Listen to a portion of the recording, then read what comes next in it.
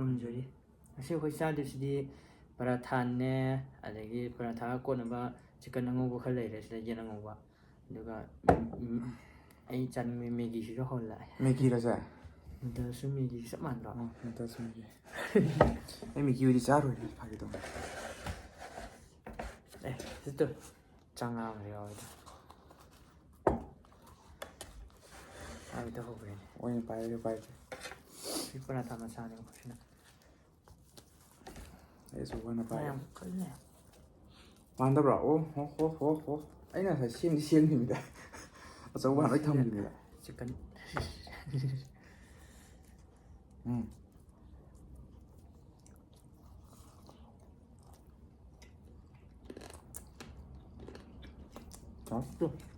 ꯌꯦꯟꯁꯦ ꯄꯤꯛꯅ ꯃꯇꯨꯝ ꯁꯣꯏꯔꯒ ꯑꯩꯈꯣꯏ ꯃꯥꯕꯣꯛꯇ ꯇꯧꯍꯟꯅꯤ ꯀꯌꯥꯅꯣ ꯇꯥꯍꯧꯗꯦ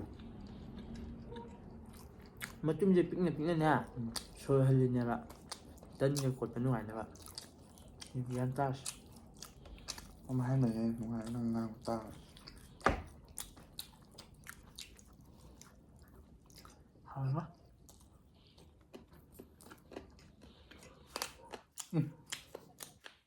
사실로 뭐해야지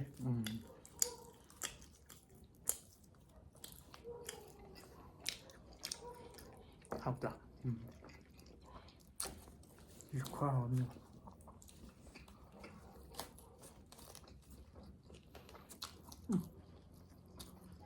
ꯁꯤ ꯃꯆꯥꯁꯦ ꯑꯩ ꯆꯥꯗ꯭ꯔꯤ ꯑꯆꯧꯕꯗꯤ ꯆꯥꯔꯦꯕ ꯃꯆꯥꯗ ꯀꯔꯝ ꯍꯥꯏꯒꯦ ꯃꯃꯤꯡꯗꯣ ꯅꯪ ꯅꯤꯡꯁꯤꯡꯗ꯭ꯔꯣ ꯃꯃꯤꯡ ꯀꯥꯎꯔꯕ with ꯐꯧꯒꯤ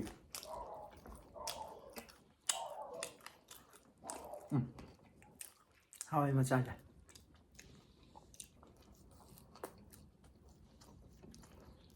자 사봐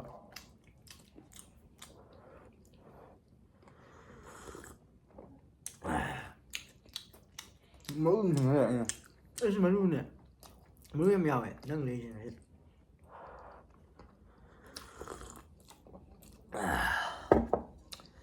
đầm đà đó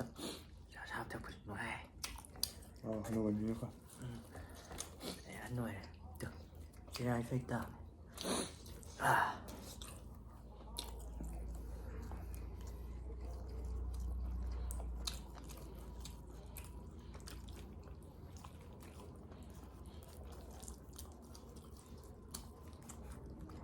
분위기 좀 마사지 좀 잘해 봐봐 마사지는 다 진짜 빠이바 하고 이제 cái này riêng này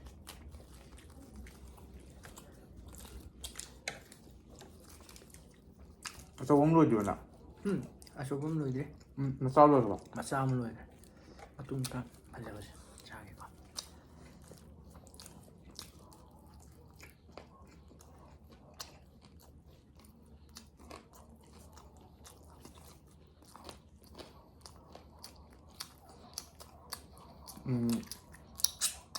các bạn nhìn thấy rồi nào luôn hấp dẫn mà luôn ngoài được thôi cái cô bị sợ được không cô bị sao đâu mà thân tôi nhìn hầu vậy mà cô bị sao hầu này cô bị sao tuổi nó làm gì đâu cô biết sao hơn nào rồi nhìn gạo hả tôi thằng tân à luôn một thân tôi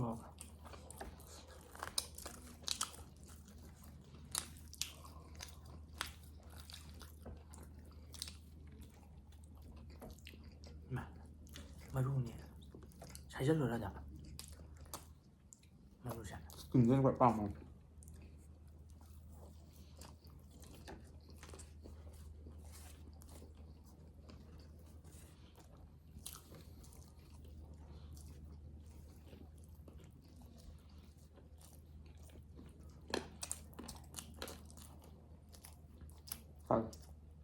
깎아요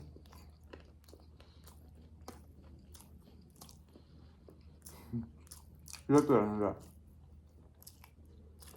이것도 알아 이것도 이거야 아직 모르다 잘 됐어요 하요? 인진 발이다 그냥.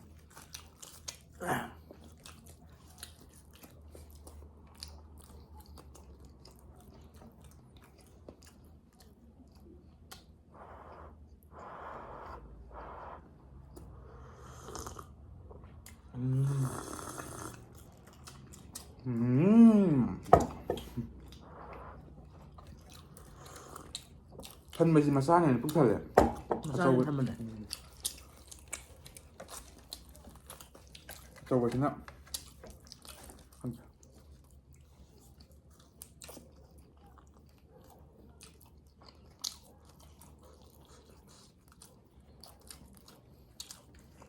살로 가는 bà hơi sợ rồi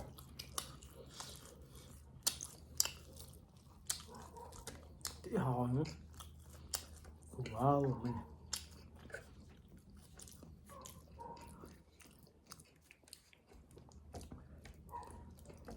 nhưng đồ cái màn rồi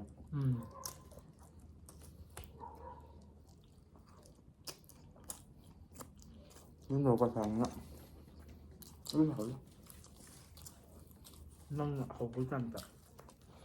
xin hề đấy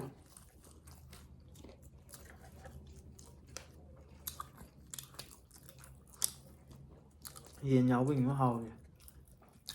em cả thái cái thắng cho mày đi còn khai khai rồi thôi.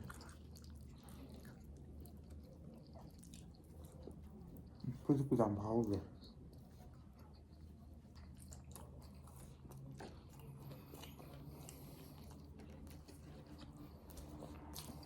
cái này bự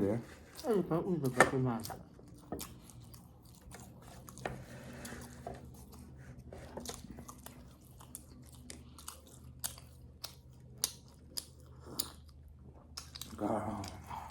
học cho sang làm đã ấy à sampa putus yang này apa nah ini dari saya kok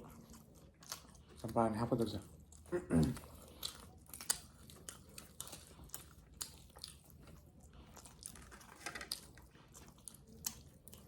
mang ta hỏi nó chèo ấy vậy mà tao nó ngon em cái thủ không cả hỏi với em là cái giá ngon nhỉ hả cái giá ngon nhỉ à sĩ đi ngông cái gì cho phải nào năng ấy kèm say năng khanh nhà ta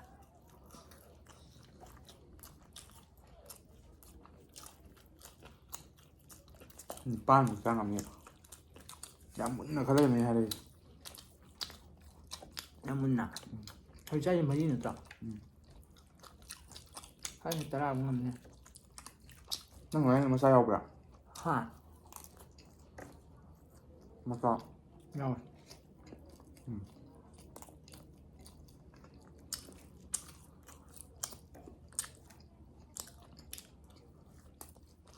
cả thích ngủ nó mười mấy vậy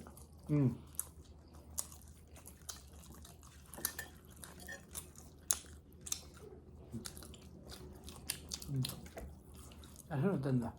anh chú ạ như là dài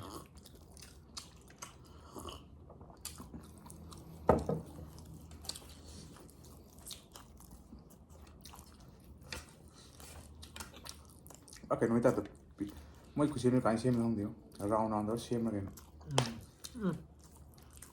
các cái là mười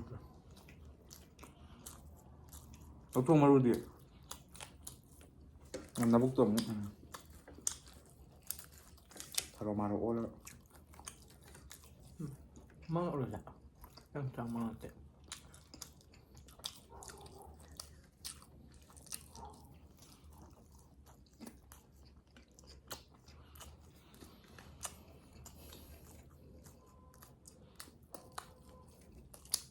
ăn nhỏ rồi nó phải là bị cái gì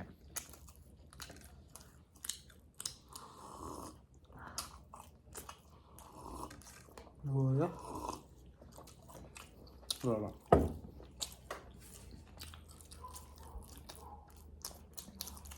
à hay quá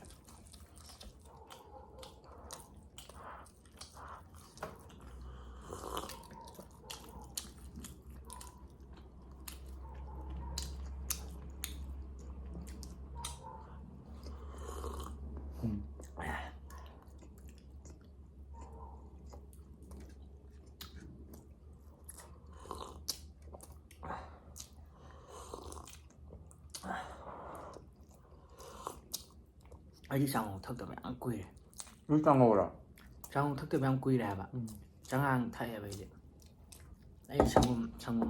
ꯁꯪꯒꯣꯝꯗꯒꯤ ꯆꯉꯥꯡꯁꯨꯅꯦ ꯑꯩꯗꯤ ꯆꯤꯅꯤ ꯌꯥꯎꯗꯦꯕ ꯑꯣ ꯑꯩ ꯍꯩꯅꯗꯦꯕ ꯆꯤꯅꯤ ꯁꯤ ꯌꯥꯕ꯭ꯔꯥ ꯌꯥꯔꯦ ꯊꯝꯈ꯭ꯔꯣ ꯁꯤꯁꯦ ꯌꯥꯝ ꯌꯦꯡꯅꯤꯡꯗ꯭ꯔꯤꯁꯦ ꯊꯥꯖꯜꯂꯨ ꯁꯤꯗ ꯑꯗꯨ ꯃꯊꯛ ꯊꯝꯒꯠꯂꯣ ꯌꯥꯔꯦ ꯅꯠꯇꯦ ꯁꯤꯗ ꯆꯥꯒꯤꯗꯧ ꯁꯤ ꯁꯤ ꯀꯩꯒꯤꯅꯣ ꯍꯨꯟꯗꯣꯏꯁꯦ ꯆꯥꯃꯤꯟꯅꯁꯦ ꯄꯨꯟꯅ ꯅꯨꯡꯁꯤꯅꯕꯩ ꯀꯩ ꯃꯑꯣꯡꯗ ꯍꯨꯟꯗꯣꯏꯅꯣ ꯊꯝꯈ꯭ꯔꯣ ꯑꯗꯨꯗ ꯁꯤ ꯆꯥꯃꯤꯟꯅꯔꯁꯦ ꯌꯥꯔꯦ ꯅꯨꯡꯁꯤꯅꯕꯩ ꯇꯥꯝꯃꯦ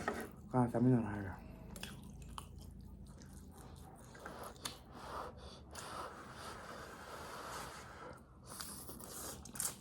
ꯀꯩꯅꯣ ꯈꯪꯉꯤꯅꯣ ꯅꯪ ꯈꯪꯉꯦ ꯀꯩꯅꯣ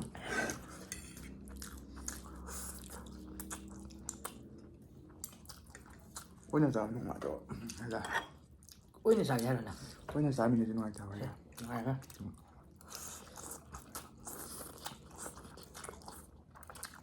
ꯅꯪ ꯉꯁꯤꯗꯤ ꯀꯦꯃꯦꯔꯥ ꯌꯦꯡꯗ꯭ꯔꯕꯣ ꯏꯀꯥꯏꯔꯕꯣ ꯅꯪ ꯌꯦꯡꯗ꯭ꯔꯕꯅꯤꯅ ꯑꯩ ꯌꯦꯡꯒꯦ ꯑꯩ ꯁꯣꯏ ꯌꯦꯡꯉꯣꯏ ꯇꯨꯃꯤꯟ ꯇꯨꯃꯤꯟ ꯌꯦꯡꯉꯛꯀꯅꯤ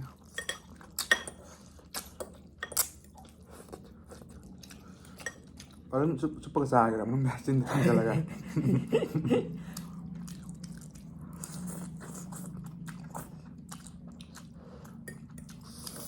ꯃꯈꯥ ꯑꯝꯇ ꯍꯟꯊꯔꯣ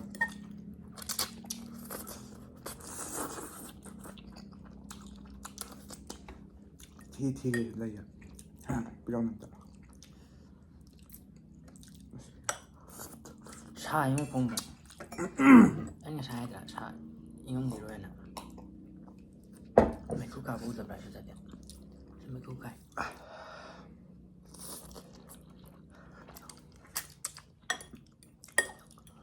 ꯃꯣꯔꯣꯛ ꯑꯁꯥꯕꯤꯗꯩꯗꯤ ꯁꯤꯅ ꯀꯌꯥꯝ ꯅꯨꯡꯉꯥꯏꯔꯦ ꯉꯔꯥꯡꯒꯤꯗꯨ ꯀꯥꯏꯗꯤ ꯃꯤ ꯁꯤꯒꯦ ꯃꯇꯨꯡ ꯃꯅꯥꯎ ꯆꯥ ꯌꯥꯕꯖꯥ ꯄꯨꯛ ꯊꯜꯂꯦ ꯄꯨꯊꯜꯂꯦ ꯑꯩ ꯊꯟꯗ꯭ꯔꯤ ꯑꯃꯨꯛ ꯆꯥꯛ ꯆꯥꯈꯤꯗꯣꯏꯅꯤ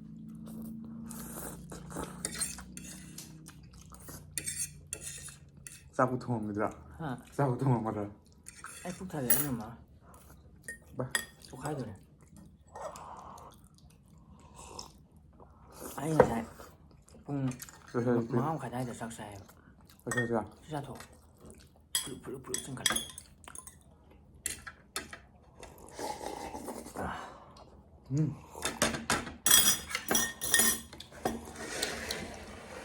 ꯂꯣꯏ ꯂꯧꯊꯣꯛꯈꯤꯕꯗ ꯆꯥꯒ ꯊꯛꯄ ꯌꯦꯡꯍꯟꯗꯨꯔꯕ ꯌꯥꯔꯦ ꯌꯥꯔꯦ ꯍꯦꯟꯖꯜꯂꯅꯨ ꯚꯤꯗꯤꯑꯣ ꯌꯦꯡꯕꯤꯕ ꯃꯌꯥꯝꯕꯨ ꯊꯥꯒꯠꯆꯔꯤ ꯂꯥꯏꯛ ꯁꯤꯌꯔ ꯁꯕꯁꯀ꯭ꯔꯥꯏꯕ ꯀꯃꯦꯟ ꯇꯧꯕꯤꯔꯝꯃꯨ